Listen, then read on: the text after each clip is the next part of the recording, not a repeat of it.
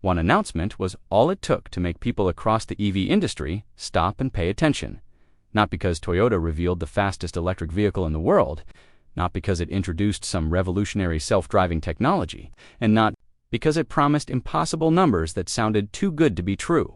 The reason was much simpler.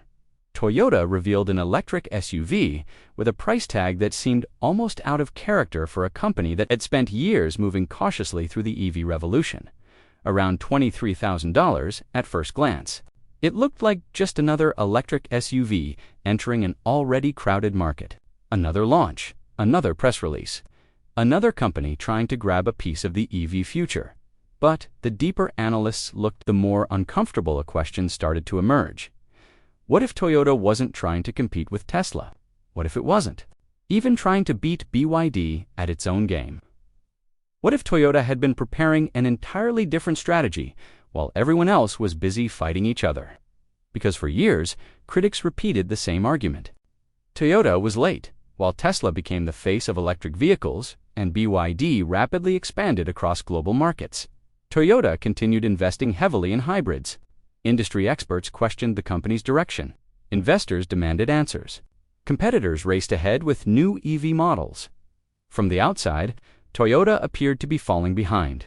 But appearances can be misleading, because while headlines focused on electric vehicle sales rankings, something else was happening quietly in the background. Toyota kept selling cars, lots of them, in fact. The company continued delivering millions of vehicles across the world, maintaining one of the largest automotive networks ever built. Every day, thousands of customers walked into Toyota dealerships.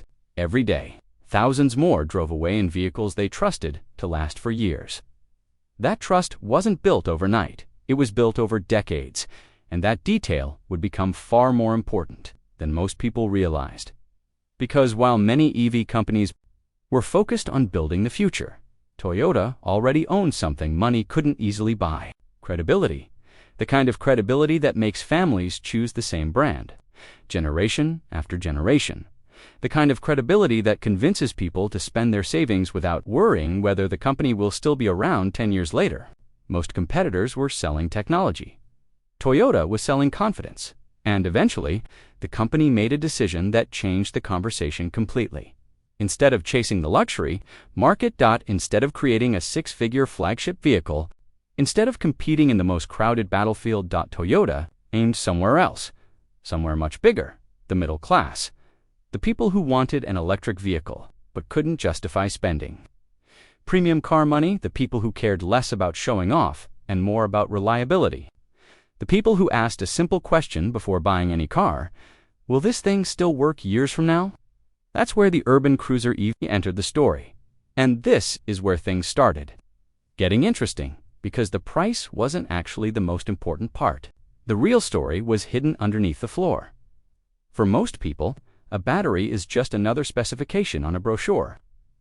A number. Something salespeople mention before moving on to the next feature. But Toyota knew that batteries decide almost everything in an electric vehicle. The price, the safety, the lifespan, even whether customers trust the product in the first place.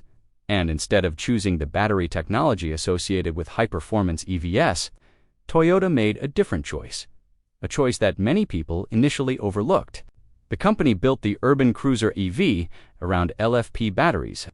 At first, that might not sound important, but this single decision changed the entire economics of the vehicle. Because one of the biggest reasons electric cars remain expensive is the battery itself. In many cases, it's the most expensive component in the entire vehicle. Lower the battery cost, and suddenly everything changes. The final price drops, the vehicle becomes accessible to more buyers. And most importantly, the company can scale production without pricing itself out of the market. Toyota understood something many competitors had already discovered. Most customers don't wake up dreaming about the most powerful battery chemistry ever created. They want something much simpler. A battery that works, a battery that lasts, a battery they don't have to worry about. LFP technology offered exactly that. It wasn't the flashiest option. It wasn't designed to dominate drag races, but it was durable, relatively affordable, and known for stability. And stability matters when you're trying to convince millions of ordinary drivers to switch from gasoline to electricity. Because for years, one concern kept appearing whenever people talked about EVs. What happens when the battery gets old? Will replacement cost a fortune? Will performance collapse after a few years? Will the car still be worth owning? Toyota couldn't ignore those questions. In fact, those questions may have influenced the entire project. The company knew its reputation wasn't built on excitement alone. It was built on long-term ownership. People didn't buy Toyotas because they expected surprises. They bought them because they expected the opposite: predictability and suddenly. The urban cruiser EV started looking less like a simple vehicle launch and more like a carefully calculated move. Every decision seemed connected to a larger objective: affordable pricing, practical range, proven technology, low ownership anxiety. It wasn't designed to impress a small group of enthusiasts. It was designed to remove excuses. And once that became clear, analysts started asking a different question. If Toyota could combine affordable batteries with its existing reputation, what would stop millions of traditional car buyers from making the switch? That question became even more interesting when people looked at where Toyota planned to sell the vehicle, not just in wealthy markets, not just in regions already dominated by EVs, but in countries where affordability often determines everything. Places where families carefully compare every purchase. Places where reliability matters more than luxury. Places where the next billion car buyers may emerge. Suddenly, the urban cruiser wasn't competing for a niche audience. It was aiming at the largest section of the market. And that is exactly when competitors had reason to pay attention, because Toyota wasn't entering the battle where everyone else was fighting. It was opening a completely different front, one that could eventually become much bigger. But this only matters once you see who Toyota was really challenging, because despite all the comparisons to Tesla, the company sitting closest to the danger wasn't necessarily the one most people expected. For years, the EV conversation felt like a two-player game. Tesla on one side, BYD on the other. One company represented innovation, software, and performance. The other represented manufacturing scale, aggressive pricing, and rapid expansion. Every new headline seemed to involve one of them. Every comparison, chart dot, every market forecast dot, every prediction about the future. But Toyota's arrival complicated the entire picture, because unlike Tesla or BYD, Toyota wasn't starting from scratch. It already had relationships with millions of customers. It already had dealerships, service centers, supply chains, repair networks, and perhaps most importantly, it already had something that takes decades to build trust. Now imagine you're a family planning to buy your first electric vehicle. You aren't an EV enthusiast. You don't spend hours watching battery reviews. You don't care about who won the latest technology race. You simply want a vehicle that works every morning when you press the start button. When viewed through that lens, the decision becomes much more interesting. Do you choose a newer EV brand? Do you spend significantly more on a premium option? Or do you buy from a company you've known your entire life? That psychological advantage is difficult to measure, but it's incredibly powerful. The company wasn't trying to convince customers to trust something new. It was extending trust that already existed. Meanwhile, the competitive landscape was shifting faster than ever. BYD had built enormous momentum by offering affordable electric vehicles equipped with LFP battery technology. In many markets, it became the benchmark for value. Tesla continued leading in software, performance, charging infrastructure, and brand recognition.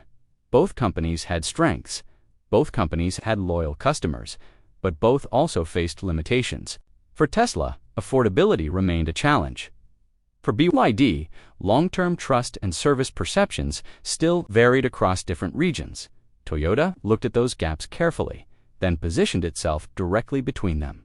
Affordable enough to attract cost-conscious buyers, reliable enough to attract cautious buyers, established enough to reduce uncertainty. Suddenly, the urban cruiser EV wasn't being judged only as a vehicle. It was being judged as a strategy.